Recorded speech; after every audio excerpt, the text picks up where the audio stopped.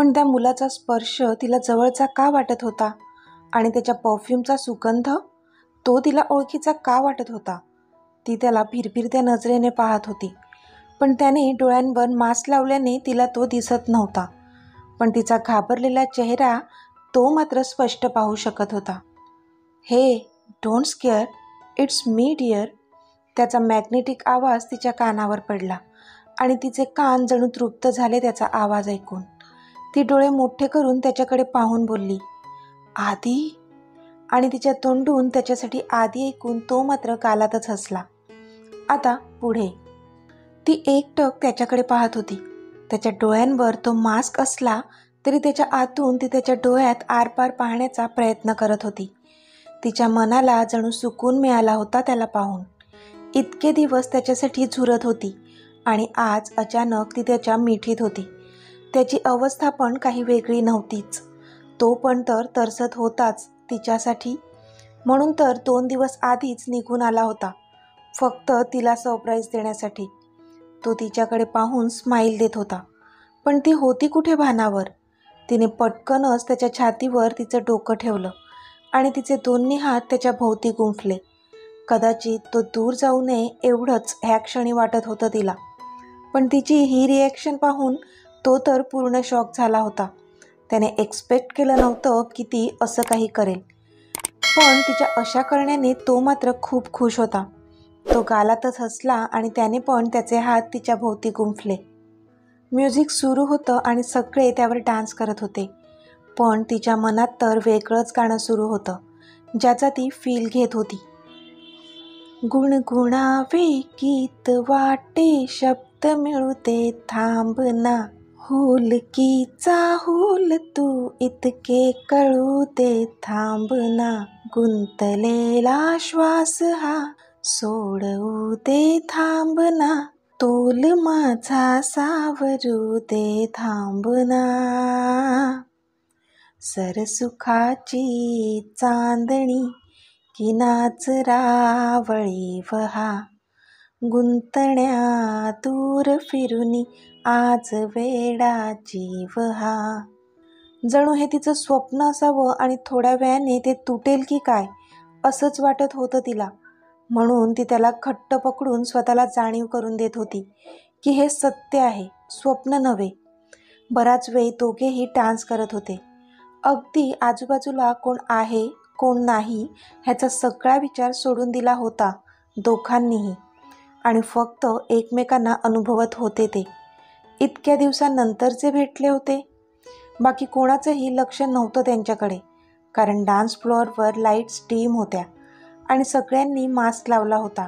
त्यामुळे कोण कोणाबरोबर डान्स करते हे काहीच कळत नव्हतं कोणालाच. पण थोड्या वेळाने तीच भानावर आली. तिला कळलं की आता आपण आधीच्या मिठीत आहोत. तिने इकडे तिकडे पाहिलं तर सगळेजण आपल्या धुंदीत गुंग होते. दूर अक्षय अजूनही फोनवर बोलत होता. तिने नजर वर करून पाहिलं तर आधी तिला मिठीत घेऊन आनंदाने डान्स करत होता. त्याच्या चेहऱ्यावर समाधान जाणवलं तिला. तिला विश्वास बसत नव्हता. तिने स्वतःला चिमटा काढला. तेव्हा तिला कळलं की खरंच तो आलाय आणि सध्या आपण त्याच्या मिठीत आहोत. तशी एक हुडहुडी भरली तिला, आनंदाची की कसली तिलाही कळलं नाही. पण लगेचच ती त्याच्यापासून बाजूला झाली. त्याला काही कळलंच नाही. तो बघत राहिला तिला. पण ती बोलली, आय एम सॉरी, आणि पटकनच खाली उतरून धावत निघून गेली.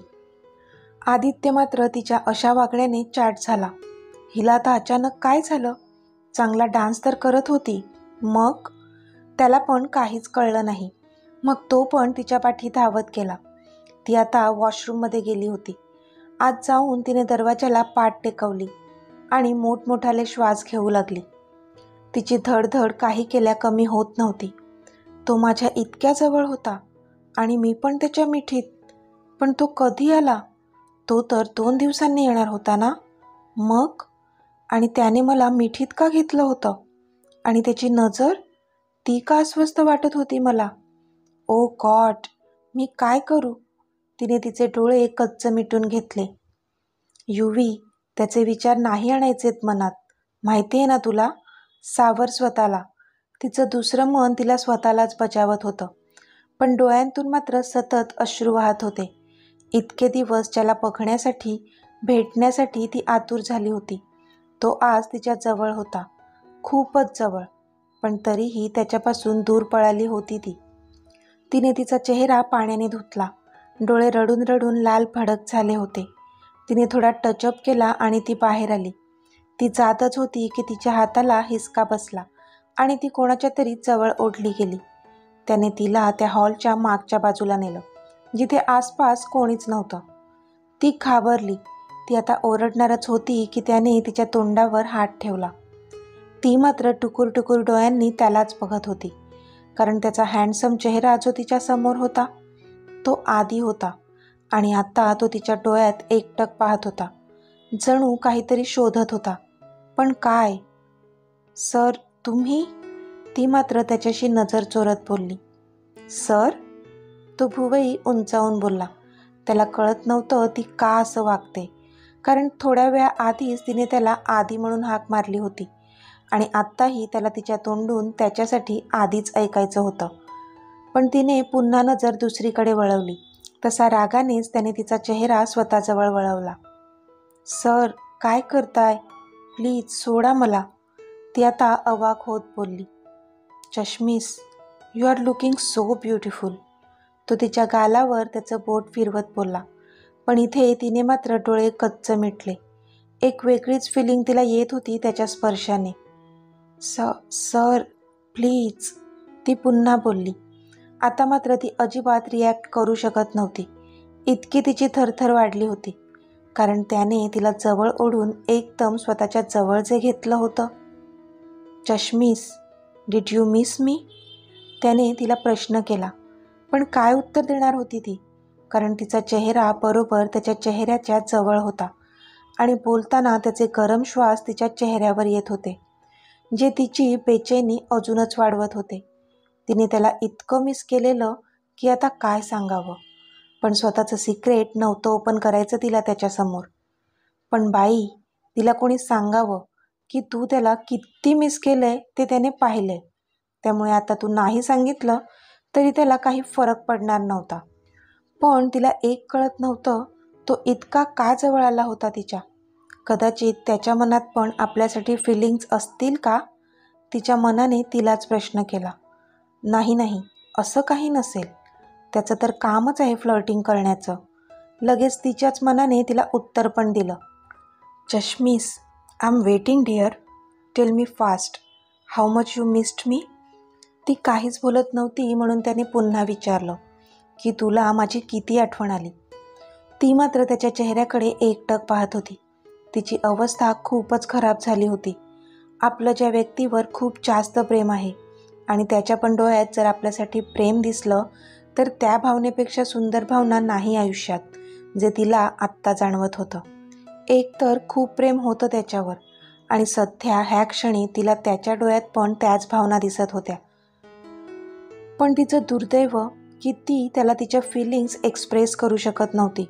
अगदी ओठांपर्यंत आलेलं तिच्या की हो आधी खूप मिस केलं मी तुला, इतकं की मी माझीच नव्हती राहिले, फक्त तू आणि तू हवा होता मला. जणू माझ्या जीवन मरणाचा प्रश्न झाला होता तू माझ्या डोळ्यांसमोर असणं. तुझं हसणं, बोलणं, मला रागावणं, सगळं मिस करत होते मी. पण हे सगळं फक्त तिच्या ओठांपर्यंतच आलेलं. ती बोलू शकलीच नाही त्याला. पण तो तिच्या उत्तराची वाट बघत एकटक तिच्या डोळ्यात पाहत होता. तिची पण नजर त्याच्याच नजरेत अडकली होती, इतकी ती त्याच्याजवळ होती. पण तिने पटकनच तिची नजर फिरवली आणि त्याच्या छातीवर दाब देऊन त्याला दूर ढकललं तिने आणि तिथून मागून पळून गेली ती. त्याला काही कळण्याच्या आत ती निसटली होती तिथून.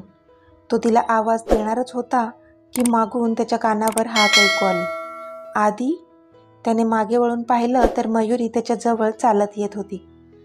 अरे आधी, तू इथे काय करतोस? मी तुला तिथे शोधते कधीपासून. मामी बोलली मला की तू परत आलायस US वरून. I am so happy, Mayuri बोलली. पण आधीचं मात्र तिच्याकडे अजिबात लक्ष नव्हतं. त्याचं लक्ष युविका गेली होती त्या दिशेला होतं. तो विचार करत होता की कदाचित युविकाने मयुरीला येताना पाहिलं असेल, म्हणून ती मला धक्का देऊन पळून गेली असेल का? आधी, अरे काय झालं? तिथे काय बघतोयस वारंवार? कोणी आहे का तिथे? मयुरीने विचारलं. नाही, कोणी नाही. चल. त्याने एकदा त्या दिशेला पाहिलं आणि मग तो मयुरीसोबत निघून गेला. इथे युविका मात्र छातीवर हात ठेवून स्वतःचे श्वास कंट्रोल करत होती. तिने मयुरीला येताना पाहिलं होतं, म्हणून ती त्याला ढकलून निघून आली होती. ती मनातच मयुरीला थँक्स बोलली, कारण जर आता ती तिथे आली नसती तर कदाचित तिने स्वतःच्या भावना त्याच्यासमोर एक्सप्रेस केल्या असत्या, ज्या तिला नव्हत्या करायच्या. तिने एक सुस्कारा सोडला आणि स्वतःला थोडं सावरत ती तिथून बाहेर निघाली आणि सगळे होते तिथे गेली. अरे आधी आलास आणि गायब पण झाला लगेच? कुठे होतास तू? प्रतीक्षांनी विचारलं. मामी, हा हॉलच्या मागच्या बाजूला होता, तिथूनच घेऊन आले मी त्याला. मयुरी बोलली तसा आधीने तिला एक रागीट लूक दिला. हे मॉम, इथेच होतो, थोडं फ्रेंडसोबत बोलत होतो आणि भेटलो ना मी तुला आलो तेव्हाच. आधी बोलला, पण त्याची नजर मात्र समोरच तिला शोधत होती. शेवटी ती समोरून येताना दिसली त्याला. तेव्हा कुठे त्याचा जीव भांड्यात पडला. सगळ्यांचं जेवण झालं होतं आणि आता बराच उशीरही झाला होता. सगळ्यांनी अनय आणि त्याच्या घरच्यांचा निरोप घेतला आणि सगळे घरी जाण्यासाठी निघाले. पण युविकाने मात्र हॉलच्या मागच्या दिशेने आल्यापासून एकदाही आधीकडे नजर वर करून पाहिलं नव्हतं. तो तर क्षणाक्षणाला तिच्याकडे पाहत होता, पण ती काही केल्या त्याच्याकडे पाहतच नव्हती. म्हणून त्याला तिचा जबरदस्त राग येत होता. एक तर इतक्या लांबून फक्त तिला पाहण्यासाठी, तिला भेटण्यासाठी तो लवकर आला होता, पण मॅडमना मात्र त्याची काहीच कल्पना नव्हती. हे हाय वेदांत. वेदांतला आवाज ऐकू आला, तसा त्याने मागे वळून पाहिलं तर समोर आधी उभा होता. हाय, पण मी तुला ओळखलं नाही. वेदांत जेवणाच्या टेबलवरून उठून उभा राहिला. मी अक्षताचा दादा, आधी बोलला. ओ ओके, हाय, पण तू मला कसा ओळखतो? वेदांतने विचारलं. तू जिच्यासोबत डान्स करत होता ना मघाशी, ती अक्षताची होणारी वहिनी आहे. आधी त्याच्यावर नजर रोखून बोलला तसा वेदांतने भीतीने एक औंढा गिळला, कारण त्याने तिच्यासोबत केलेली वर्तणूक त्याला आठवली. आधीच्या डोळ्यात मात्र आग होती. त्याने वेदांतचा हात पकडला आणि तिथे असणारं गरम गरम सूप त्याच्या हातावर ओतलं. तसा वेदांत वेदनेने कळवळला. आई ग. नेक्स्ट टाईम लक्षात ठेवायचं. युविकाच्या बाबतीत तर नाहीच नाही, पण दुसऱ्या कोणत्याच मुलीच्या बाबतीत हे घाणेरडं कृत्य करायचा विचारही मनात आणायचा नाही. अंडरस्टँड? आधी बोलला आणि रागाने त्याचा हात झटकून तिथून निघून गेला. वेदांत मात्र त्याचा भाजलेला हात घेऊन कळवळत होता. आधीने जेव्हा पाहिलं होतं की वेदांत युविकाच्या कमरेवरून हात वर वर सरकवत होता, तेव्हाच त्याच्या रागाचा पारा चढला होता. पण आता त्याला त्याची शिक्षा दिल्यानंतर तो बेटर फील करू शकत होता. ज्या हाताने तिला स्पर्श केला होता तोच हात भाजला होता त्याने त्याचा. आता सगळेजण इनामदार विलामध्ये पोहोचले होते. जसे ते घरी आले, युविका पळतच तिच्या रूममध्ये गेली आणि तिने दार लावून घेतलं.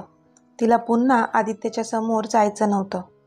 पण आदित्यने मात्र नकारार्थी मान हलवली आणि तो त्याच्या रूममध्ये गेला. त्याने शॉवर घेतला आणि बेडवर आडवा झाला. काय काय विचार करून आला होता तो, की आज ती तिच्या फिलिंग्स एक्सप्रेस करेल, म्हणून त्याने स्वतःहून फर्स्ट स्टेप घेतली होती. पण मॅडम काही बोलायला तयारच नव्हत्या. का स्वतःच्या फिलिंग्स लपवते ही मुलगी आणि माझं जगणं मुश्किल करते? का तुला कळत नाही युवी? तो स्वतःशीच बोलला आणि डोळे मिटले त्याने. आधीच इतका प्रवास करून आल्याने त्याला जेटलॅग लागलं होतं. तरीसुद्धा फक्त तिच्यासाठी तो त्या पार्टीमध्ये गेला होता. पण तिने काय केलं? त्याने एक सुस्कारा सोडला आणि झोपेच्या अधीन गेला तो. इथे युविका बेडवर झोपून होती. डोळे टपटपले होते. तिला जे हवं होतं ते तर आपोआपच घडत होतं. तिला स्वतःला त्याला प्रपोज करायची काहीच गरज नव्हती. तिच्यासाठीचं प्रेम तर तिला त्याच्या डोळ्यात दिसत होतं, पण तरी स्वतःला थांबवलं होतं तिने, फक्त तिच्या आई आणि आत्तूसाठी. कारण अक्षयसोबत लग्न झालं तरच त्या दोघी खुश असतील असं तिला वाटत होतं. माझ्यामुळे मी त्यांना दुःख होऊन देणार नाही. भले मग मला आधीवर असणारं माझं प्रेम आतल्या आत दफन करावं लागलं तरी चालेल, तिने मनातच ठरवलं आणि ती झोपण्याचा प्रयत्न करू लागली. सकाळी उठून डायनिंग टेबलवर बसली होती ती. तिच्या बाजूला अक्षय पण होता. तिला तर त्याचा रागच आला होता. एकतर तिला एकटं त्या डान्स फ्लोअरवर सोडून गेला होता तो, आणि त्यानंतर सॉरीसुद्धा बोलला नव्हता. आणि मग त्यानंतर तिला त्या वेदांचा घाणेरडा स्पर्श सहन करावा लागला होता. ते तर नशीब वेळेत आधी तिथे पोहोचला आणि त्याने तिला त्याच्या मिठीत घेतलं. ती त्याची मिठी आठवून पुन्हा तिच्या शरीरावर रोमांच उठले. नेहमी तोच कसा येतो प्रत्येक वेळी मला सावरायला. पण तिने डोळे घट्ट मिटले आणि ती नाश्ता करू लागली. ती विचार करत होती की आधी आता तिला दिसू नये, नाहीतर पुन्हा आपला तोल जायचा. पण जरी तसं वाटत असलं तरी तिरप्या नजरेने मात्र ती त्यालाच पाहत होती की तो कुठेतरी दिसेल. पण नाही, नव्हताच तो तिथे आसपास. युविका, झोप झाली नाही का बाळा नीट? डोळे किती लाल झालेत आणि डोळ्यांखाली किती डार्क सर्कल आलेत, आकांक्षांनी विचारलं. पण ह्यावर युविका काय उत्तर देणार होती? ती तर रात्री झोपलीच नव्हती. रडून रडून गेलेली तिची पूर्ण रात्र. ॲक्च्युली हो आतू, थोडी झोप अपूर्ण राहिली, युविका खोटंच बोलली. अगं मग आराम कर आजचा दिवस, मी आधीला सांगते, थांब. पण आधी अजून आला नाही नाश्ता करायला, आकांक्षांनी विचारलं. तसे युविकाचे कान तिथे टवकारले. आज जाणार नाही आहे तो ऑफिसमध्ये, जेटलॅग लागलाय त्याला, म्हणून बोलला आराम करतो आज, झोपलाय अजून, प्रतीक्षा बोलल्या. ओ हो का, बरं करू दे आराम त्याला, आकांक्षा बोलल्या. पण इथे नाश्ता करणारे युविकाचे हात मात्र आपोआपच थांबले. म्हणजे आज येणार नाही का तो ऑफिसला? ओ शिट, मी काय करू आता मग तो तिथे नसेन तर? तिने तोंड पाडलं. पण अरे कोणीतरी तिला सांगा की बाई काय चाललंय तुझं? एकदा सांगते तो डोळ्यांसमोर नकोय, एकदा सांगते की त्यालाच पाहायचंय. काय करायचं काय तुझं? बिचाऱ्या आदित्यचं काय होणार आहे काय माहीत. तर मित्रमैत्रिणींनो, आजचा भाग तुम्हाला कसा वाटला ते मला कमेंटमध्ये सांगा. आणि जर आवडला असेल तर व्हिडिओला लाईक करा, शेअर करा आणि चॅनलला सबस्क्राईब करून बाजूची घंटी नक्की दाबा. चला तर भेटूया आपल्या पुढच्या भागात. तोपर्यंत धन्यवाद.